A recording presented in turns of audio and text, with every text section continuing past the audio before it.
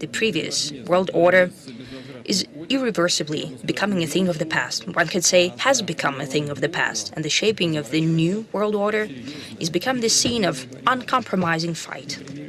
Uncompromising, first and foremost, for the reason that it's not even the battle for power or geopolitical influence. It's a clash of the very principles that would be the foundation between the relation, for the relation of the countries at the next historical stage. And its outcome will define whether all of us jointly can build a world that would allow everyone to develop. Я, пользуясь случаем, хочу поздравить его с избранием на пост президента Соединенных Штатов Америки. Я уже говорил, что мы будем работать с любым главой государства, которому окажет доверие американский народ. Так будет действительно и на практике. I would like to take this opportunity to offer my congratulations on his election as President of the United States.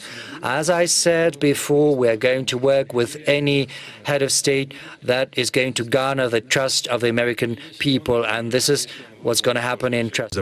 A pretty bulky file that the Russians have on Donald Trump prior to his presidency, during his presidency, and since then. I would love to be able to have an opportunity to review that file. Do the Russians have something on him that the Russians could use as a way to blackmail him or undermine his support of the United States? Russian President Vladimir Putin said on Friday at a press conference in Turkmenistan, a country in Central Asia, that a new world order is necessary, where wealth is distributed more fairly and the voice of every nation is heard. When international relations are entering the era of deep-rooted changes, when we're building the new world order that reflects the variety of the whole planet.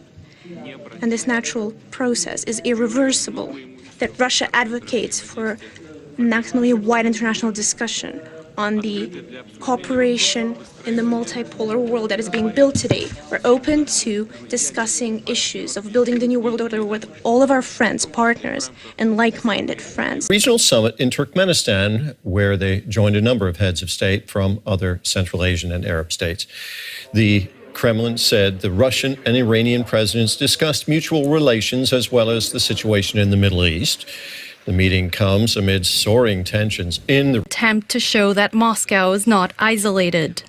But it's not clear if Russia will back Iran in the event of a full-scale war with Israel. U.S. intelligence agencies believe Russian cyber spies hacked into the computers belonging to the Democratic National Committee. Anyway, a spokesman for the Kremlin today denied, of course. The head of the CIA visited candidate Trump to warn him of the Russian maneuvers involving his campaign team. I was in the Trump Tower in early June and sat down with Donald Trump and several other individuals to give them a briefing about the assessment that we had done on the extent of Russian interference in the election. Donald Trump listened to the briefing. He was very skeptical. He kept trying to, I think, redirect the focus away from Russia. He kept saying, it could have been the Chinese. I think he was interested in trying to find out how we knew what we knew, which really worried me because I was very concerned about the sources that we had, whether they be technical or human sources.